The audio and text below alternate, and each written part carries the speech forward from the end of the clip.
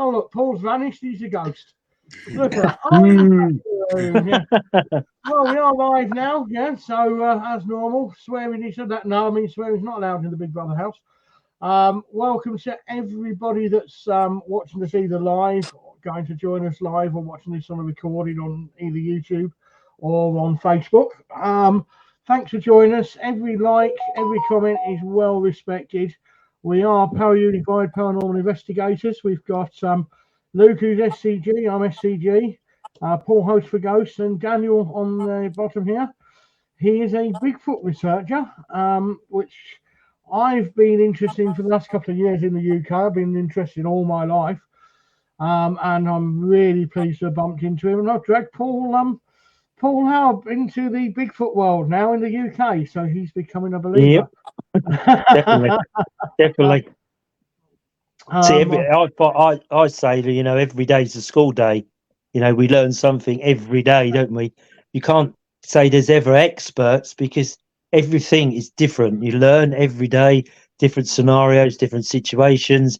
And I feel that, you know, people say, oh, he's an expert in the paranormal world. I don't think there's an expert. I think that we just learn. You know, we take on all this knowledge like sponges, don't we? We just keep absorbing all this knowledge. And that's how I see it.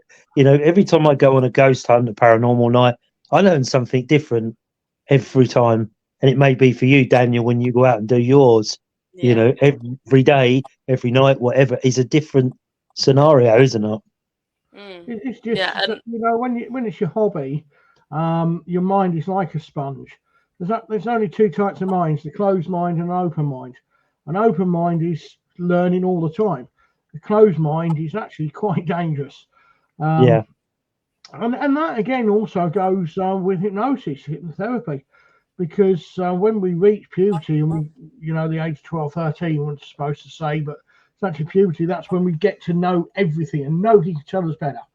We get that conscious mind and we know that's blue, that's red, that's this, that's the way it is. I think when you, paranormal researchers, Bigfoot, whatever, it's all the paranormal. I think we're different because we've got that open mind. You know, when we go into that situation, we're willing to learn. Not all teams, not all people, but they're the ones that, unfortunately, we've had to leave behind, which I think, being horrible, we have left behind now. There's still a few people in the back that are more than welcome to come back forwards if they want to, but they've got to have an open mind. You know, that's where the closed mind is dangerous. Because if you think you know everything about everything, you're not going to get very far, are you? No. So anyway, Daniel, what's your news? He's got some good news because he's got about 20 minutes or something. Yeah, you're welcome to stay as long as you want, mate. But remember, you do have a life as well as Bigfoot. Right? Yeah. And I don't want your mum or your nan turning around when I come down and going, yeah, keep my eyes straight. He's missing lessons because he's coming on your lives. It's you, yeah? Right? And while she's standing there with a shovel and a pickaxe. And a 6-foot hole in the ground. Yeah, go for it, Daniel. Tell us your news. So, I have two parts of news, and I'll start with the most exciting part. So I got an email from the personal scientist that is emailing me, and she has given me an update. Now, I fingers crossed, should have the final analysis of the DNA this weekend. Obviously, if things change, things change.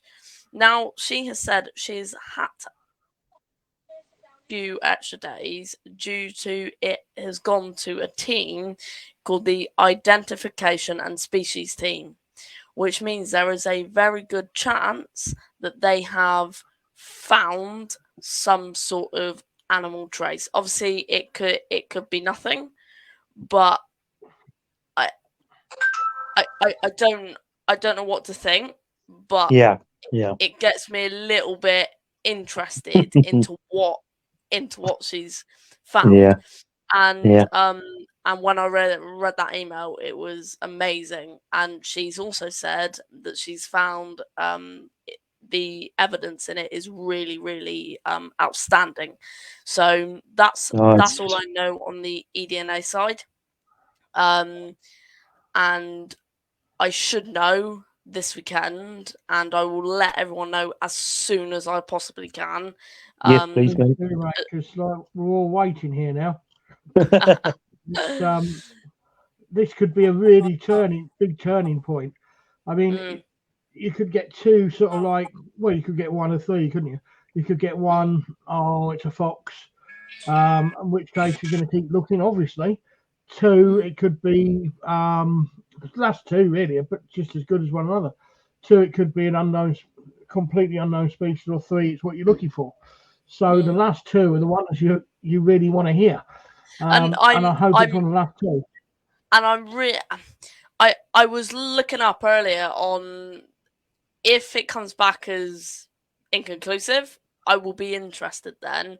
Oh, if absolutely, it comes back as unknown, I'll be amazed. And if it comes back as like tiger DNA, it can apparently big cats share tiger DNA as well.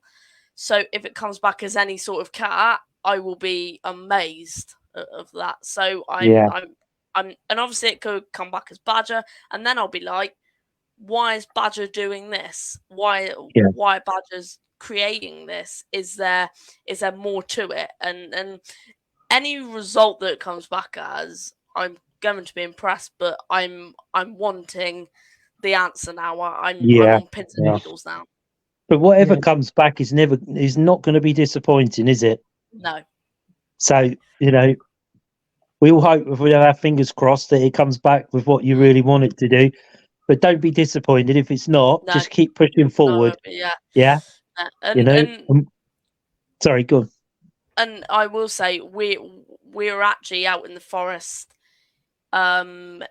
yesterday, I believe, and both me and Nan set up like food traps and stuff, where we set up peanut butter on trees, and we set up kind of a tree structure, and we've got the place littered in trail cameras. So in fact, tomorrow about 4:00, we're all heading out there to go and see if there is anything on these trail cameras. And nice. Currently I'm having a look into like tracking birds and stuff like that, to try and just start investigating and start to get those answers. We've done the floor investigation of it. We've seen what we've seen. Let's now start to like find out, if you know what I mean. This is where the interesting part starts, isn't it? You know, leading up to that, it's like, oh, okay, it's a rainy night, but we've got to go out. And then when you start looking back at the trail cameras, you know, and it's like when we did Waverley the other Saturday, you know, I left the camera in one of the buildings on its own, and it's caught the most amazing shadow figure you've ever seen, you know, and all that nitty gritty. But when you look back at the trail cameras and look at them, you get that evidence or that thing, you think, what on earth was that? That noise in the background, that scream, you know, whatever. That's when you really start to get excited. Doing all of the footwork, if you like, is always the arduous bit, isn't it? But when you start to look back, it's amazing, isn't it? I think there's overwhelming evidence that they do exist. Bigfoot is out. It's a real shy creature. It's, I mean, the internet's a brilliant thing, but I mean, if you look at 20 years ago, 10 years ago, we didn't have the collaboration of evidence. We didn't have the way of, I mean, it brings people together, the internet, like now. But if you look at a load of these sightings, I mean, they're spanning back 60, 70 years. These people they're in different areas of the world. So these people couldn't possibly know each other. And yet the sightings are so consistent. The smell, the lack of wildlife, the wood knocks, the dens, the way they're laid out, the way they look, what they do, what they have. It's just like, and it's so compelling when you think, well, up until 10 years ago, now we could get together now and say, right, let's make up a story that You saw one in Bristol. I saw one in Portsmouth, and you saw. But back then, you couldn't do that. You know. I think it's an overwhelming amount of evidence to say, look, Bigfoot's out there. Do you know? Sorry, Darren. Do you know how far they date back? 100 years, 50 years. I know that Bigfoot goes back recorded history. I know when the Bigfoot mystery actually kicked in was when the Patterson Gimlin film came out. Which do you guys know of that film? What one was it? The Patterson Gimlin film. I've heard of it, but I don't think I've seen it. Probably not. No, mate. It's a 10-second video that is proven by a lot of Is that the one in front of the log? Yeah, it is where they walk across. Yes, and that's right. It walks across in front of the camera. I know it. Yeah. And it's proven to be one of the biggest videos in Bigfoot history, and that is what has won me interested.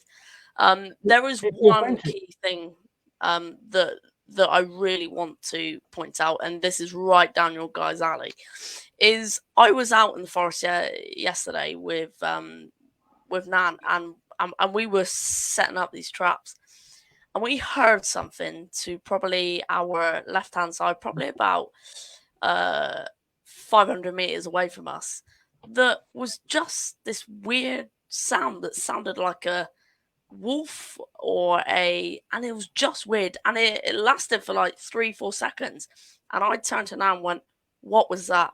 That was probably the only time I've been like, I have no idea what that is. I want to set up and get out because it was scary and I didn't know what it was. Do you think it may have been a warning? Possibly. Say we were making our mark there. We were setting up tree structures, and if when we get you guys down there, we will show you the stuff that we've done.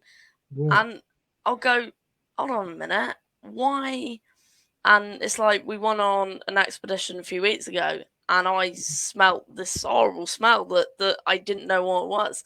And again, I'm not this day. It's really hard not to say I don't think this is Bigfoot.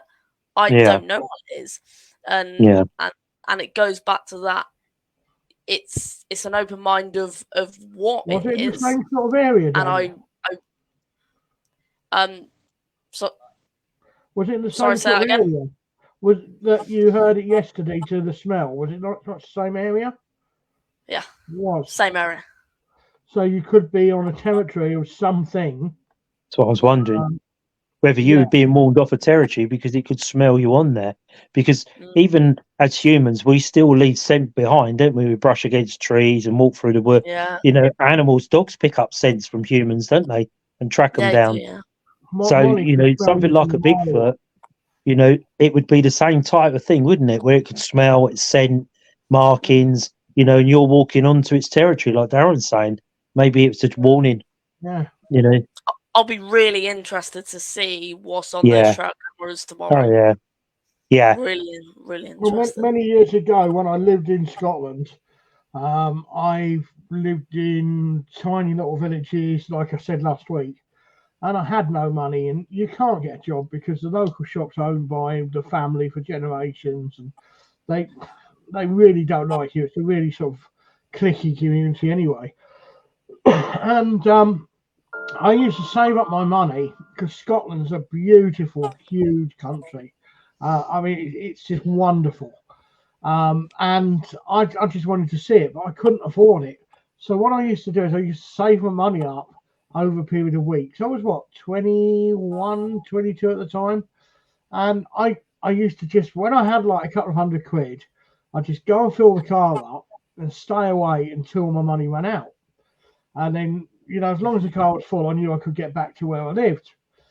And I'd sleep in the car, I'd pee beside the car. Anyway, I was right up that if you look on the map, there's a bit that pops out where John O'Groats is, and I was just above the Black Isle and whatever. And, I thought, I woke up this morning, up a track, little burn and whatever, to fill up my flask for water to boil for coffee and tea. The dog's running around and rolling a fag, and I'm having a roll up and stuff. And the air is just so clear. It's like when you go up there, you get cold because it's so clean. You've got no pollutants in it. You can smell the freshness. You can smell the freshness and the crispness of the water. And anyway, I'm looking on the map, and well before sat-navs, and I'm like, right, I want to go there. I've got to go all that way round. Oh, what's that little road there with the dots? Anyway, I had my cup of tea and finished my phone. I got in the car and I had the Saab 900 Y-Edge for 83. And dogs on the back seat. And I mean, they're 6 foot wide roads with passing places for hundreds of miles. And gets to this really sharp right turn. There's this unmade road, which is on the map. So I thought, oh, I'm going on the unmade road. There's no rush.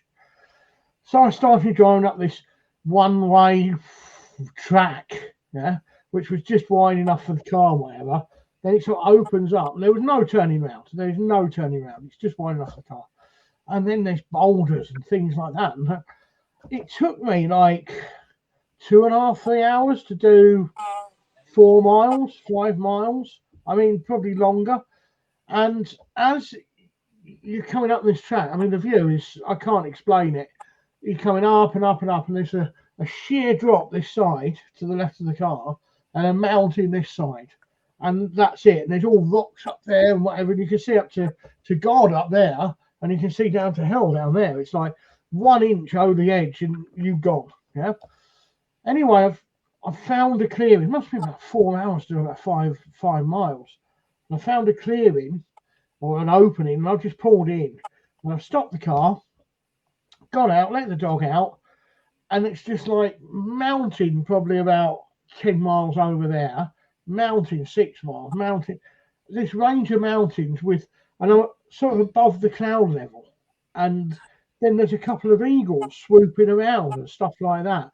I mean, there's not a soul there. It's like, apart from myself and the dog, so I thought. Anyway, I spent about 1.5 hours, 2 hours here, and the dog's up the hill, the mountain, sniffing around all these boulders and whatever. I thought, I just don't want to leave. The sun's out. It wasn't warm. It was mild, which was strange for Scotland and this sort of remote area. There was no rain clouds. It was like thin clouds. And I kept seeing these eagles just swooping around. And at stages, they were up there. And stages, I was above these eagles. And it's, if you've never seen it, it's awe-inspiring. It's just nature at its best, its finest. Anyway, I've got the hi Debbie, good to see you. No, we've got that coming up. That one's coming up. But anyway, I've got back in the car, and I thought, well, I'm almost at the end of the track now. So I weren't at the end of the track. It's getting dark by the time I come off the other end. And I'm like, I've only done about 10 miles, but wow, that was like all day to do 10 miles, yeah? And I've driven up, and there's this pub on the right-hand side, and I've gone up, and there's a little track, and I've gone up the track, and there's a little parking place by a burn again. I thought, that'll do. He goes back to the pub. Gone in, do you let dogs in? Yeah, what sort of dogs? German Shepherds. They went, oh, yeah. Anyway, I've gone in, they've let her off the lead, and she's kissing everybody and whatever. That's what Tina was like. And it was just like a few blokes sitting in the bar, and got a sort of like couple sitting here or whatever. And where have you been today then? I went, well, this road, it was an unmade road and whatever. And I forget what he called it, but he went, not the, so it was like watching the film, not the so-and-so road. And everybody just turned around and looked at me. And I'm like, yeah, that's the one. No, he says, you've only go up there. He says, well, anyway, apparently this road was closed years ago when the last horse and cart went over the edge, literally, yeah? Nobody drives up there, nobody goes up there. He says, you didn't get out, did you? I said, yeah, too bloody right I got out. I says, it was beautiful. I says, there was eagles and there was like, now, if you've got a small dog in Scotland, you keep it on the lead close to you because the eagles will take it, right? They will take the dog. They'll take lambs. They'll take a full sheep. I've seen them carrying sheep. They're strong, you know. Anyway, he says, no, he says, there's wild cats up there. I said, our cats won't hurt you, even if they're wild. They keep away from you. He said, no. Wild cats, yeah. And he pointed to this case above the bar, and all I can describe it as is these really long whiskers and big, thick paws and whatever, like as big as my hands, and this lynx face. It's a cat, but it's more of a big cat. And I would say it's the size of a collie. It's quite, but well filled out to a collie. I mean, it'd take your collie down without a problem. And these two huge fang teeth coming out the front, like a lynx. He says, yeah, he says, they'll attack you. He said, because they don't see humans, they prey on anything. So he says, and the way that they kill is just like a normal cat. They'll jump on your back and they'll bite through your nervous spinal cord. That's why cats always bite on the back of the neck, yeah? Because you've got your main cord that goes to the back of your neck, and that's it. That's the killer, yeah? I said, after I'd talk rubbish, man. He went, and the whole pub is now crowded around me and like telling stories of this road. And some of the stories were just quite horrific, you know. Farmers have gone up there to survey the land and they've never returned. And they could have gone over the edge sharp-best, or whether the cats have had them or not. But I said, well, that'll be why the dog was sniffing around all the stones then. He went, you English, you're mad. I'm not going back up there again. Do you think that Bigfoot is misunderstood for what it is? People have labelled it worse. I do. And I think a lot of people have made their opinion based on America and based on what they've said. And that's what I'm trying to do, is I'm trying to form the opinion of, one, that I've seen, and two, on my own research and my own things. I'm trying, and obviously you need to start somewhere, so you need to take some things from the evidence you've got, but now I've started to create my own opinions on what Bigfoot is. I think with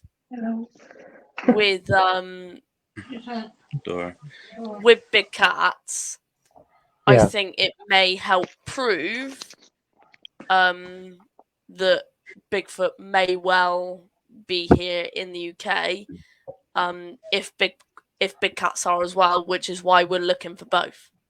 Yeah. Just sort of people make their own conclusions, about how dangerous they are. They probably are. I don't know, but they seem to keep themselves to themselves, don't they? Don't very rarely interact with the public. Is that right? Would I be on the right track saying that? And they now, without going into big detail, I think they like to stay away. But if they believe that you're all right in a way, that you're not going to harm them, they may kind of interact a bit more. I can say this for definite. They are more intelligent than we are. We just don't know how much. Yeah. And they must get, because we're intruding into their. Do what, Darren? Human beings have been dumbed down so much. We are such clever things, but we've been dumbed down so much that we can't anticipate what we're capable of. Human beings, I mean, they've done these experiments in the past, which, again, you can check these out. They're all real, where they've had 100 people and they've got them all to concentrate on a wall, and the wall falling down. And guess what happens? The wall falls down, But we're dumbed down to believe that, and I believe this is another reason we're told ghosts and spirits and UFOs and aliens and Bigfoot, and they don't exist. My understanding of what I found about Bigfoot over the last 20 years is it's a very spiritual creature. Your question on how long have they been here, Paul, They've been here since before we have. They were here long before we were. That's what I wondered, you know. Now, the ancient Indians used to actually have them come down and camp with them, not just go for, sit around a fire, but actually camp for the night before that. I don't know if you've done that, Daniel. I'm sure you have, where the Indians used to welcome them into their village for the night, and they'd sit around the fire, they'd dance or whatever, they'd stay the night, and then Bigfoot would leave and go on in the morning. And the Indians were very spiritual, I mean, you look at the Curse of the Skinwalker Ranch. I mean, the Bigelow Ranch, that was bought because of the American NASA, Bigelow, and they still never supposedly got to the end of it. But you also got to remember with that comes shape-shifting. Creatures that take shapes of different things in their surroundings. Is it that we don't see Bigfoot as much because they can blend in their surroundings? I believe they can. And I think that, the impression I get is that they're very intelligent, because you've got to think about us encroaching into their habitat. That's what their habitat. They're not in ours. Because our towns are expanding, aren't they? We're getting bigger towns. Sorry. So you're losing trees, you're losing countryside. So really, you're encroaching into their territory, but they're that clever that they still remain anonymous, unseen. They move about, So that to me makes they can either shapeshift, so they can change what they look or their outlook, or they're very, very clever in adapting to their surroundings. Another thing, what I remember, sorry, Danny, what I remember last week when I was at the, because my memory is, honestly, I've got the body of an elephant and the mind of a goldfish, mate. I really have. Book anything with Angela, because I will forget, You'll message me, where are you? And I go, what do you mean, where am I? I'm sat indoors. And and I think Dora can vouch for that, can't you, Dora? Yeah. Yeah. And probably even Luke as well. Yeah, there you go. So, what was I on about? Anyway, the couple next to me were from Cannock Chase area, where the black-eyed girl's been caught on the drone or whatever. Research Cannock Chase and you'll see it. And I was talking to them about Bigfoot. And I said, I'm on this theory that, because they saw South Coast ghosts on the back of the van and whatever. They went, oh, you look for ghosts. I said, anything paranormal, anything, And they went, oh, right. I said, no, okay. Well, and we got onto Bigfoot. And went, so you see, there's often people walking dogs and they see something brown go through the bushes. It could be a deer or something, but it's a big deer. So Cannock Chase Woods is huge, and there's so much room for them and scope. And the thing about Cannock Chase, a lot of the woodland is surrounded by arable ploughed land, so you can't just walk across a ploughed farmer's field and go into the woodland.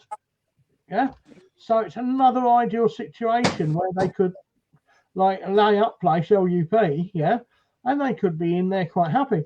But I do believe they are very spiritual. We were talking about this as well. And I believe that they not shapeshift, but they can things unknown to us are very hard to explain. But who's to say that when we do a paranormal investigation in woods and things like that, some of the sounds we hear are not Bigfoot, and some of the animals that we've caught are not Bigfoot. Well, that's it, isn't it? Yeah. I mean, if you look at Waverley's an ideal candidate place, isn't it? Because you're driving into the middle of a forest at Waverley, you don't know what wanders around them trees and them forests at night. You just assume, oh, that's an animal, or that's a duck, or that's a cow, or whatever. That's a dog. Is it? Is it? You just don't see. And to add to that, in the forest we're currently investigating, I can almost say for certain there is nothing there in the day. Now, the investigation I'm starting to do is there are only 5-6 entrances. annex it to fields, and I mean just fields and fields and fields. And what I'm trying to organise is to get a drone, a night vision drone, up in the air in the late evening to see if anything is going in and out of this forest, and see if we can capture it on recording without us spooking it. Yeah. I mean, that'd be a really, really hard one, because to have an infrared drone, you've got to have a powerful enough IR on it. I think this is Graham. That's a good point. I think chameleon is a good word for it, Graham. Wouldn't you agree? You know, perhaps they come translucent or whatever. Yeah. To blend in their surroundings. What I was saying earlier, they're that clever that they can blend in their surroundings, whether they shapeshift or not.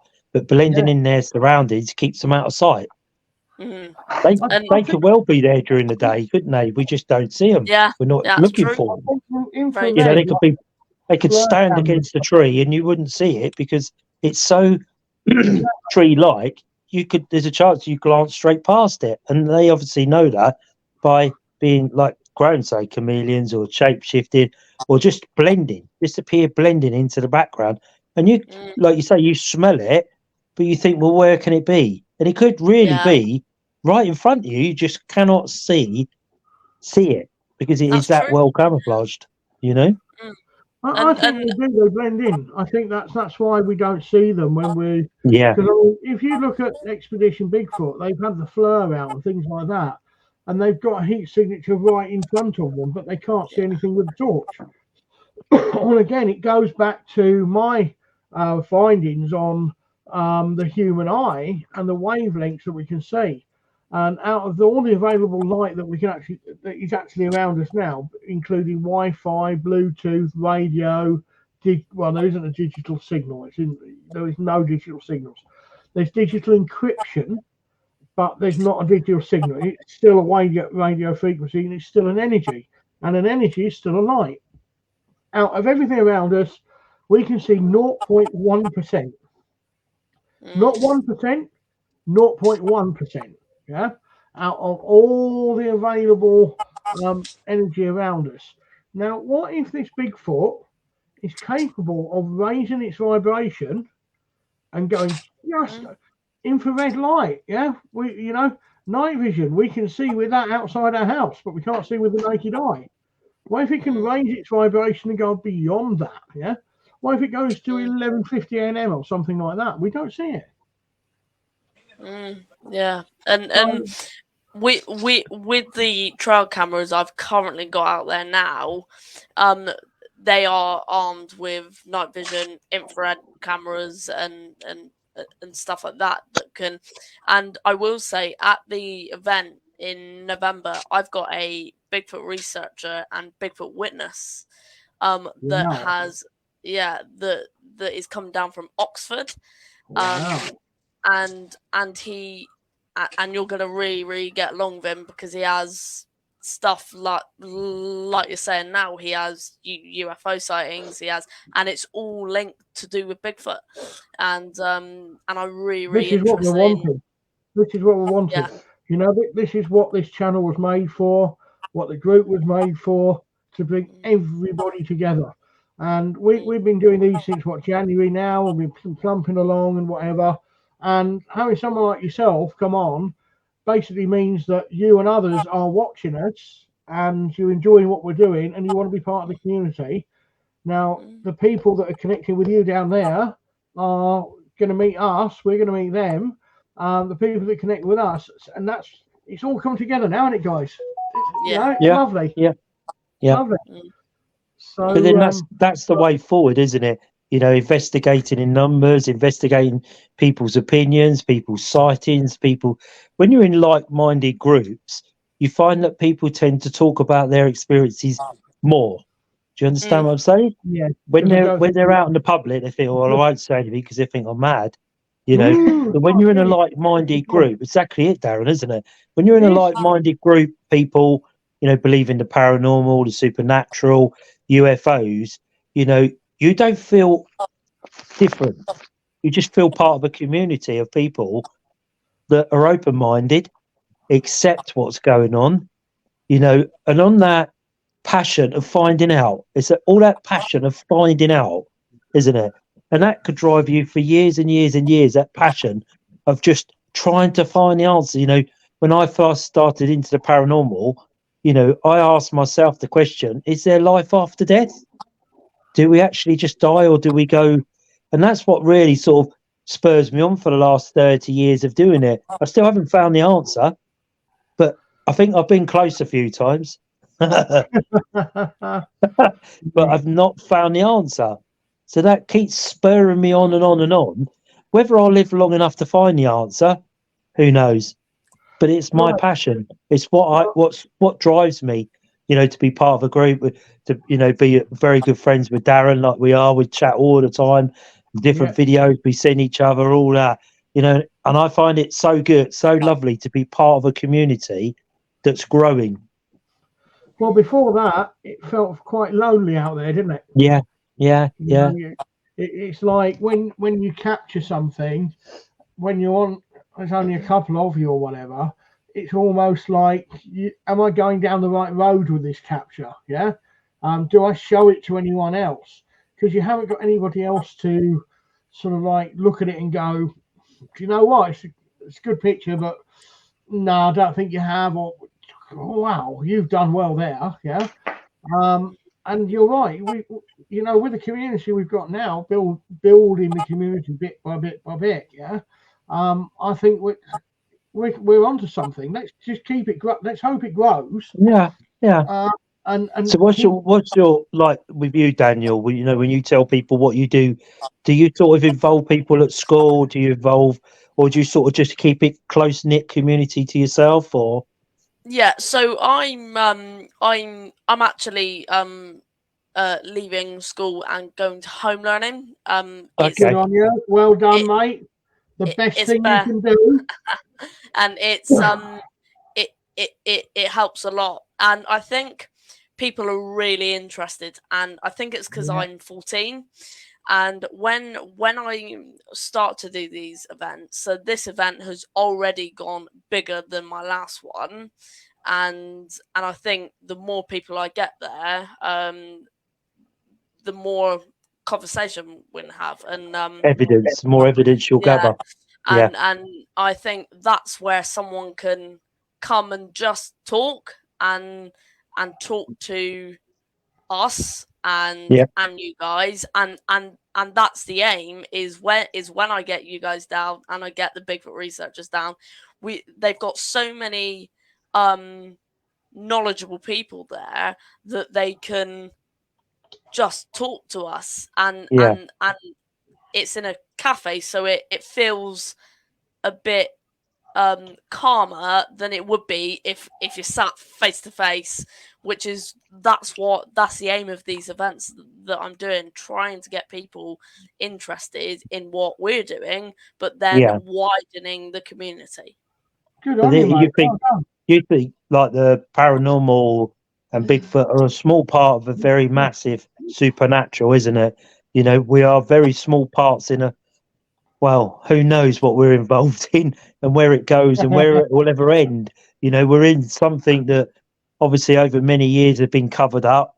Nobody's allowed to know. You're not allowed to know, and suddenly when you start getting these, like you say, these talks, conferences, if for want of a word, and suddenly you start getting people's, I was traveling down this road and I think I saw, and that starts to then make, like your map, you're saying, do you think, well, they cited something there, and then you start with, because these people can open up to you, and you're not going to stand there and judge them, because we're not here to judge each other by any means, and when people feel that, because it's calm, relaxed, and a good atmosphere, they could come up to you and say, oh, Daniel, the other day we was driving down such and such road, but we thought we saw something, we wasn't sure.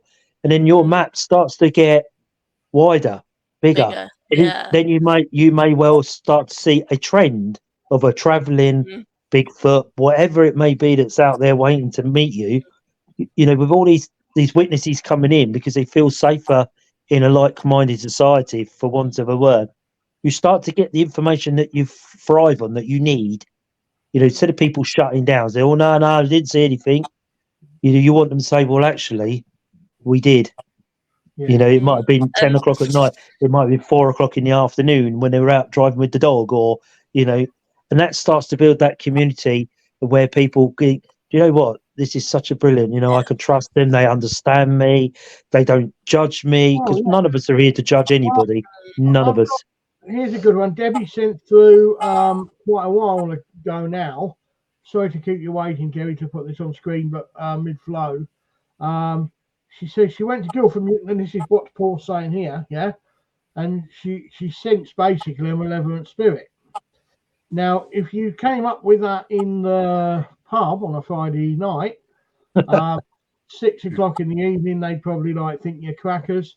At 11 o'clock, I think you're having a really good laugh with them. But the fact is, if you sensed it, Debbie, then the chances are that there was something really there. Absolutely. It should be taken seriously. Yeah. And this is why a lot of possessions and things like that are not taken serious enough. Are all schizophrenics? This is a question you've got to ask yourself. Is there somebody really there telling them to do stuff? So, you know, Graham, I don't think we'll ever find the answer. It's too close next to it. Well, not to give much away to us guessing we'll. Probably not. You know, it's like I was saying, you know, that journey to find the answer, and it'll be the same as Daniel on his journey looking for Bigfoot. Whether you'll find the answer, we hope so, don't we? We all want to know if there's life after death, or who are we talking to when we're talking to spirit? You know, everybody wants to know that, and it's the same journey that you're setting off on now, Daniel, isn't it? You know, you could be doing this for the next 80 odd years of your life, couldn't you?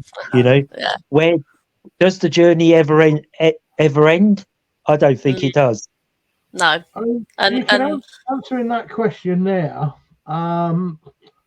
that's quite a close one actually for me. It's hard for me to answer it. No, you'll never actually sit down at a table and you never talk to a spirit. You won't. However, depending on how far you are along with communication with the other side, what are we communicating with though, Darren? That's what we're trying to find out, isn't it? And it's like Daniel with Bigfoot. It's some things that you can and you cannot say, right? Because everybody's got their own amount of free will, and they've got to find out. Absolutely. Yeah. But all I can say on that is, once you get to a certain stage, and you'll know when you're at a certain stage. Remember, I turned around to you at Waverley Abbey, and I said, "Right, you need to touch the wall," and it wants you to touch the wall, right? Yeah. And after I told you that, what happened? Well, I was taken into the kitchen. I could see the kitchen, wasn't it? And they telling me about the scroll that they hid in the wall, and I could see myself in. It's a real strange thing. As mad as it sounds, Daniel, you know, we were in the ruins, and Darren said to me, "You've got to touch the wall. You've got to touch the wall." And as soon as I touched the wall, it was like I was sort of transported back into their time. I could see the kitchen. I could see people running around the kitchen, cooking food. And it was, we knew, and they were trying to show me where they hid some papers, because something happened in that abbey. We're not sure what happened, but the scrolls or this paper was hidden. And they showed me a part of the wall, wasn't it, where we looked and there was a marking on the wall? Because they showed me a mark on the wall where these papers would have been hidden. And of course, when we looked, there it was. The mark was on the wall. So I don't know, but I know where I went. I know where I went. That came to me to tell you to do that. Yeah. From a source. When you can go to a medium, you can go to a medium coach, and you'll charge you money how to open up. You can read books about it. You can go online. It will help you. But once you get to a certain level, you get a lot of guidance from what you would call above. So to answer that question, yes, you can actually sit down sometimes and talk to a spirit, right? So, but not in the way we're talking. You've got to, yes, in the way we're talking now, yes and no. That's a very good question. A lot of it comes at night. A lot of it comes at night. I think I go to different places at night time, and because I meet the same people over and over and over again, I go to different places with them. I go investigating and so forth. But I'm going to tell you a true one now, which has actually shocked me in what happened and my behavior towards it, because I don't know why the hell I did what I did, or I didn't do what I would do. Saturday night, just gone Saturday, I suffer from a really bad back, Daniel. Yeah. I've done a lot of lifting in my life and so forth, and it got to the stage where I couldn't get out of my bed, and I was already on tramadols, naproxens, amitriptyls, Valiums, and whatever for it, and they weren't doing anything, so they put me on something stronger, which gave me hallucinations, which made me decide to put them in the toilet and go and get further help to pay for it. And the only reason I'm really walking is because of the further help. When you meet me, you'll see me like with a walking stick, and you'll think, is he putting it on or is he pissed? Anyway, I'm not drunk, trust me. Anyway, what happens in the night time? I wake up randomly throughout the night 6-7 times, in pain, and even if I don't wake up, I do wake up when I find myself sat on the edge of the bed, and I sort of move position again, try and get to sleep. I'll probably get up for 20 minutes, go back to bed. I just cannot lay down a full night and sleep. It's impossible, ever. Anyway, Saturday night, I've gone to bed, not late, haven't been drinking anything the like. I haven't had a drink since the week before. And I woke up and I sort of like turned, and this is 100% true, right? I've seen what I thought was a projection of a light on the bedroom ceiling near the doorway. And it's almost, looking at it now, it's almost orb shaped. It's not round. It had like blue pattern in it. A bit like the blue light on behind us now. And I'm looking at it and I'm half awake, half asleep. And I'm like, yeah, I think I can get back to sleep now. So I've gone back to sleep. Woke up again and I've looked up and this thing's still there. And it's reminded me that I've already seen it. Right. It's weird. It seems to be pulsating.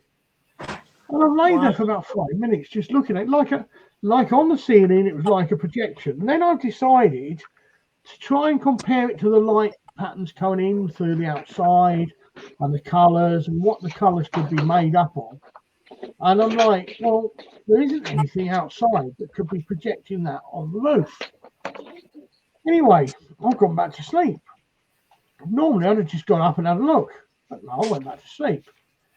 Anyway, the third time I've woken up and again it's still there. And I don't know the time frames, not a Scooby. And I'm half awake, half asleep again. And I'm still in my head trying to compare it to anything from the window this side of the bed and the window, the long window, yeah? And I'm like, I just can't. Plus the fact it's too far into the bedroom, yeah? It's right at the furthest end, the furthest point away from the windows. Right, this doesn't add up. Go back to sleep. Like, now I'm thinking, Christ, why didn't you get up and look? Anyway, the fourth time I did get up and look. I thought I'm going to get up. I'm due a pee anyway. So I've gone up, and as I walked over to it, this thing's not a projection on the ceiling. It's an actual ball floating in the air. Wow. I've never, ever seen anything like it. All I can say is it was around about here to my head, and it wasn't perfectly round. It was a bit fuzzy on the outside, and it was pulsating, and it was turning. And don't know if I could see a face in it or not. But it wasn't overly bright because I could see the rest of the room as well as it. So it wasn't like a torch in your face. Yeah. Anyway, instead of stand there and look at it, I've just continued to walk around it and go for a pee, which I'm absolutely shocked at. I'm really shocked at. I've flushed the toilet, which I'm also shocked at. Walked back. So is Angela. Don't worry, I didn't put the seat down. I've walked back into the bedroom. Right. Clean film over the seats, really good. Anyway, I've walked back. Here we go. Anyway, then we can get Dora and her phone to come and clean it. Anyway, I've walked back into the bedroom. I'm trying to get you right, Dora. Come on. I've come back in the bedroom, and this thing's still there, but I'm viewing it. The bed's over there now, and this thing's in between me and the bed, and I'm like, what is it? And I've walked around it, and I've stood there, and I've looked at it, and I'm like, what is it? I'm like, now, normally, Angela said to me, why didn't you wake me up? And I'm like, I don't know. I don't know. Why didn't I wake you up? Why didn't I just go, Angela, look at this, look at this. Right? Yeah, but maybe Angela wasn't meant to see it. I'm shocked at my behaviour towards it, mate. I don't know, right? I'm shocked.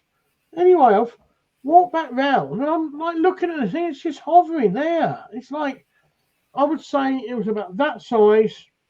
Yeah. It was an odd shape. I don't think I could draw it, but I'll try. And I must have stood Darren. there for. Oh, sorry. You got to go. I'm off now, yeah. Mate, All right, great guys. to have you. Thanks Great so to much. have you. And I'll speak to you Thursday, yeah? Yes, mate. Yeah, not speak a to you soon, problem. mate. You take care. Look after yourself. If you could send me Paul's contact so I can message him. Yeah, Will do. will do. Yeah, no worries. Thank you, mate. Thanks, You take guys. care, buddy. Well done, Thank Look you, after bye. yourself. mate. Bye. Anyway, I'm looking at this ball still. What a fantastic kid he really is. He's so enthusiastic and professional. Absolutely. Yeah, absolutely. Anyway, I'm like, I've put my hand towards it and I could feel energy, but I didn't want to touch it. Something told me not to touch it, but it didn't feel frightening or threatening. It felt quite friendly. And I'm like, what is it? What is it? I'm just like, not seen that before. Anyway, I've gone back to bed and I've gone back to sleep. Anyway, I've woken up again and it's like a projection on the ceiling still. So I thought, I wonder if I'm seeing things. So I stood up and no, it's a ball. Lay back down, it's a projection again. Well, I went back to sleep, woke up in the morning, it wasn't there. So I'm absolutely shocked that I didn't wake Angela up or the dog knew it was. I don't know. That is true. Make a photo. Or take a photo. Why didn't I do it? Why? So why don't you leave a camera set up in the bedroom then? Yeah, I might do. Preferably looking at the light, I mean. Yeah. Nothing else. Luke wants to buy. Full moon. That's a YouTube channel, that one, isn't it?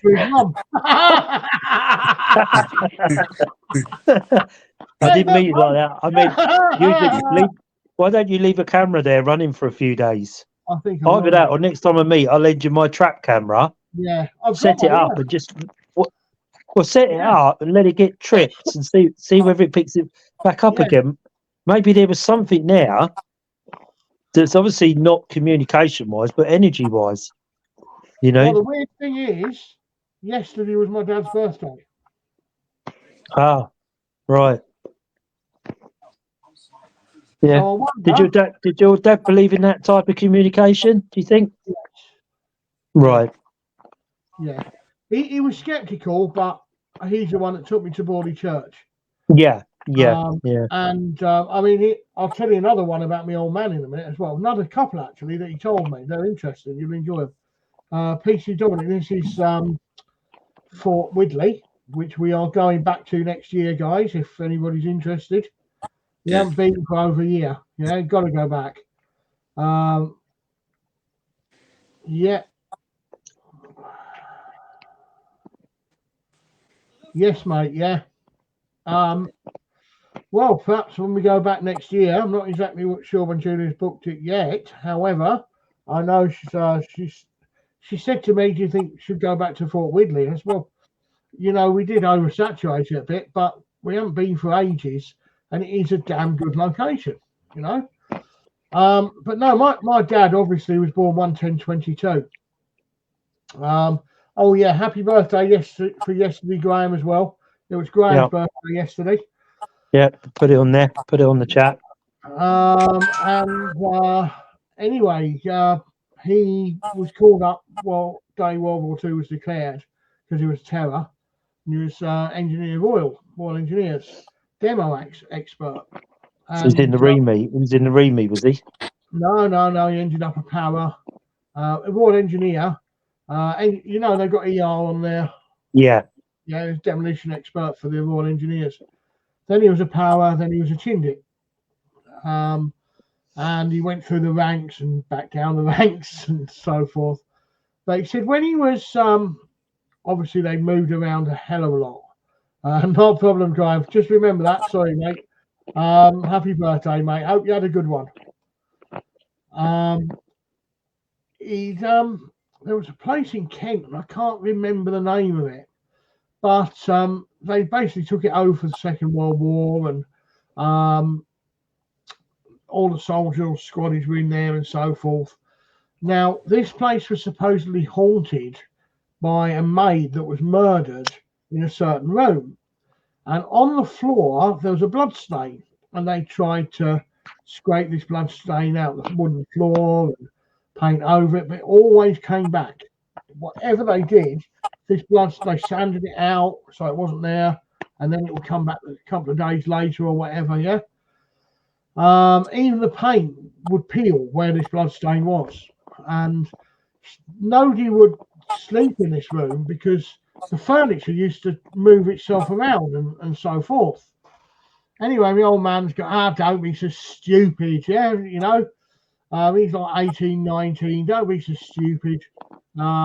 As if, yeah. Anyway, he was alcoholic during the Second World War,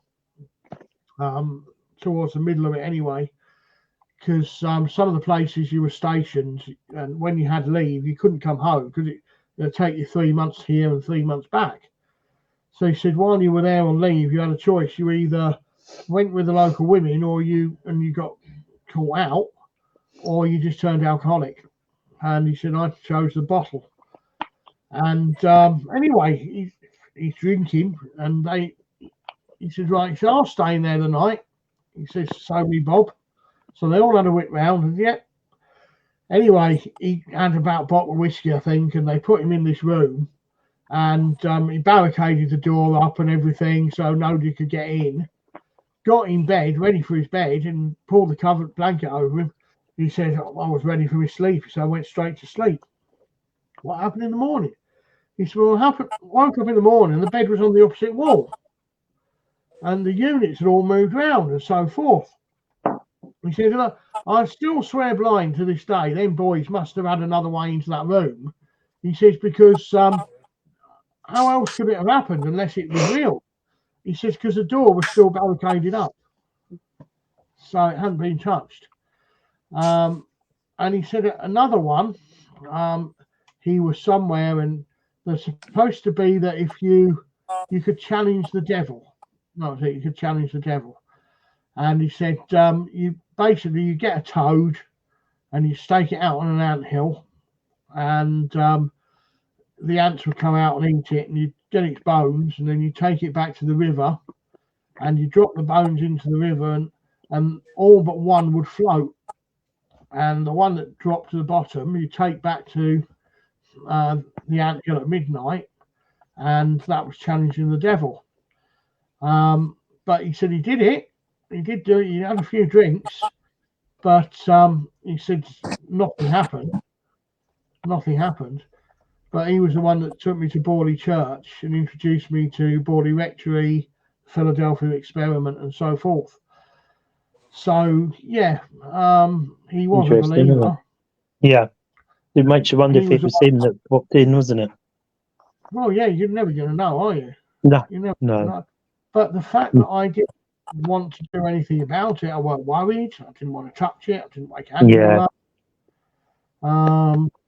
But that's the thing, isn't it? You know, whether it was Angela was meant to see it, or it was just for your eyes only. You know, and that's why you didn't take a picture. You didn't wake Angela up or do any things that you would do normally. You'd wake up and say, "Quick, quick, quick! Have a look at this," wouldn't you? But you didn't. You just carried on as though normal, sort of thing, isn't it? Well, yeah. I'm shocked at the way I've reacted to it. I really am. Because like you just said, normally it'd be, oh, look at that, look at that, look at that, look at that. But no. I don't know if you were watching, Dora, before you came on to the stream. But No. Daniel's got a Bigfoot thing on the 18th of November. Is it? 18th of November? I think that's what it is. Yeah, I think it's the 18th of November. Yeah, I think so, yeah. Paul's going to come up. If kids are welcome as well to dress up as Bigfoot and whatever, I'll have to try and get you on the groups because I thought I'd done it last night, but we're going to nip up there whenever Angela's got it booked in the diary one evening and do an expedition if a few of you want to come up or whatever and meet. Where's that? When is it? When is it we're going up? 4th of November. 4th of November. No, but where? It is somewhere off the A303. It's a hidden location. England. Hidden location. West England. Down south. Okay. I think it's somewhere around Westbury, something like that. So, you know, it's a few miles away, but we, you know, can sort out coming down with us or whatever and sort something out, you know. Take the van down, chuck you all in the back and stuff like that. Yeah, put the kids underneath the bed, yeah. The telly in there, you know, you watch the telly. Put on like a ghost film or something. Yeah. Home from home, mate. Well, they used to call me Bigfoot, Graham. You know, it's same as when I was at school. I gave up playing football in the end, but they used to call me Spider at football, Spider, and I thought I could get round the goal, and yeah, it wasn't. It's because I could consume 7 times my own body weight in food a day, but I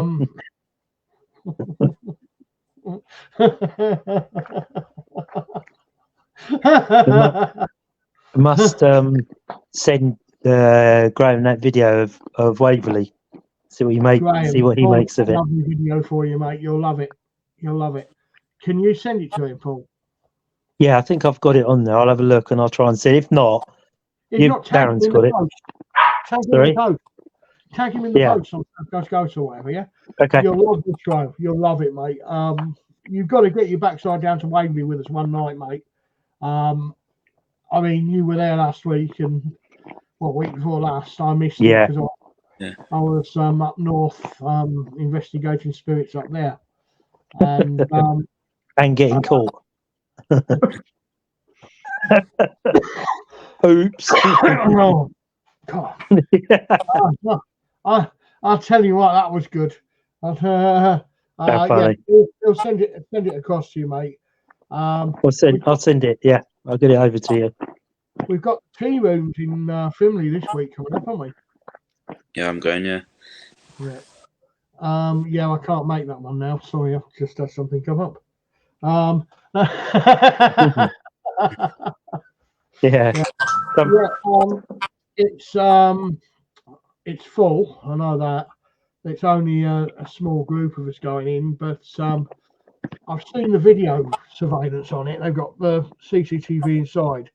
When they've had the shop closed up, you can actually see black mass, can't you, Luke? There's one on Facebook as well. Is there? When you can hear like a man or woman sighing in the shop. So what, when it's shut?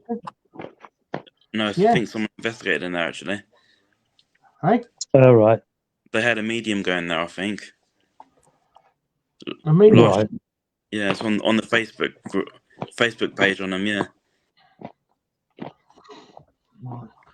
Oh, and this one, which I'm waiting on, I did message Adora the other day. Yeah.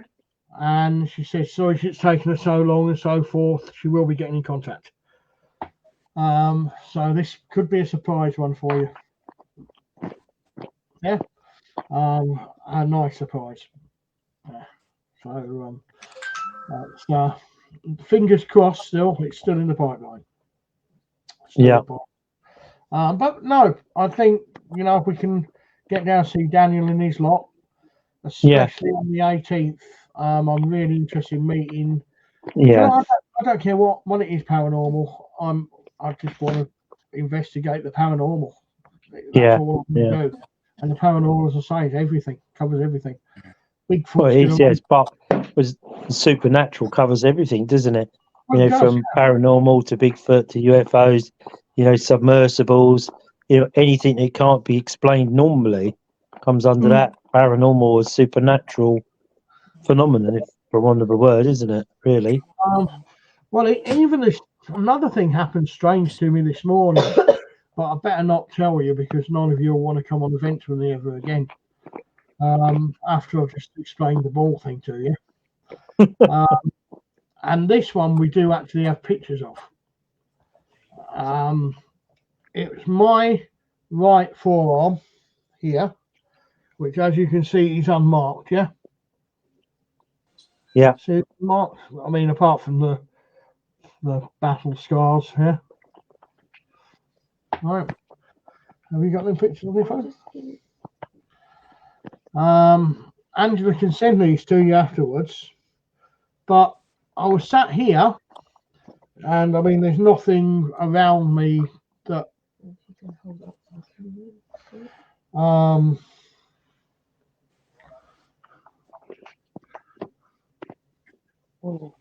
right. Scratches. 3. Yeah. When was that? This morning. All right. Maybe that's after last night. What you saw? No, that was Saturday night I saw this. So, no, I've been sat here for an hour or so before it happened. And all of a sudden I'm like, shit. So, but that's strange, isn't it? Weird, really. Yeah. Yeah. Bit, but odd, isn't it? These things. Yeah. But I mean, it's like here where we keep seeing this. It looks like someone looking in the back window. Yeah. Yeah. Jen will tell you. Like this. It's like you're sitting in here and you're watching on the TV. Balcony, yeah. You're watching the TV and in the corner of your eye, it's like someone standing there looking through the window. Literally. Because I've got up and gone out to have a look. Obviously nothing's there. And often you stand in the kitchen washing up and we overlook a bit of the footpath and the green and that. And you know how the corner of your eye when you think you see someone standing there. We often get that. So we're not sure whether it's building up to something. Because we've seen this shadow quite often at the moment. So you know what? That paranormal activity seems to be coming to a peak again. It's getting near Halloween, isn't it? Near the veil. The veil gets thinner around Halloween. Yeah. It's a lot easier. Always something happening. Yeah. It's a lot easier for them to come forward when the veil's at its thinnest, which is Halloween, isn't it? That was the idea of the ghouls and ghosts. And we've got, again, it's full now, I believe. Shore House is Halloween, isn't it? We were there last year, Paul. Yeah. Shore House is a very haunted location. There's no doubt about it. It's just so big to take in one evening. I could spend the weekend there quite happily, and just doing my own thing. Because when I do an investigation, I like to, like at the theatre, you saw, I like to go in and out, and just have a bit of space, and then go back in charged up again, and pick up on it. I think somewhere like your house could do a weekend. Do you know what I mean? It's you'd never afford it, but there you go. Yeah. Anyway, I will end the live now because we've got an hour and 10 minutes. Thank you to everybody that's come on and seen us. Much appreciated as normal. If you do want to get involved with us, there are many ways you can get involved with us. For a start, we're on here every Monday, 8:30, for the hour, just over normally, sometimes nearly 2. But you're more than welcome to comment in the chat or come on and speak. Have you got a paranormal story to tell us? Do you need our help? Do you want us to run an investigation for you? It's entirely up to you. If you want to come out in the field with us and money's an issue or so forth, we do a lot of investigations around Hampshire, Sussex, Surrey, and the home counties, that sort of thing. Give us a shout. The next one, we'll get you on it. Whether you're a seasoned investigator, you're a full team, or you're an individual and everybody thinks you're nuts and you want to get involved with us, we'd love to have you. Yeah.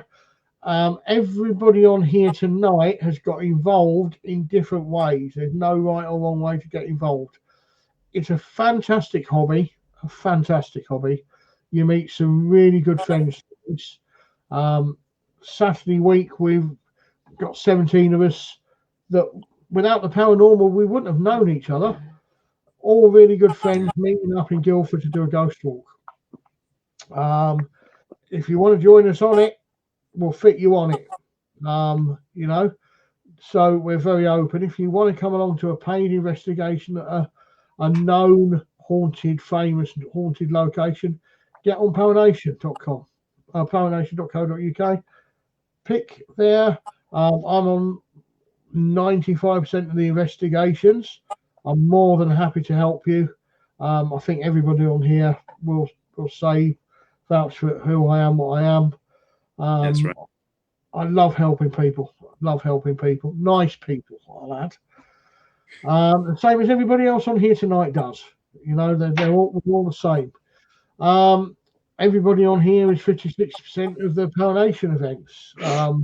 Luke's on sort of like 90 to 100% of them.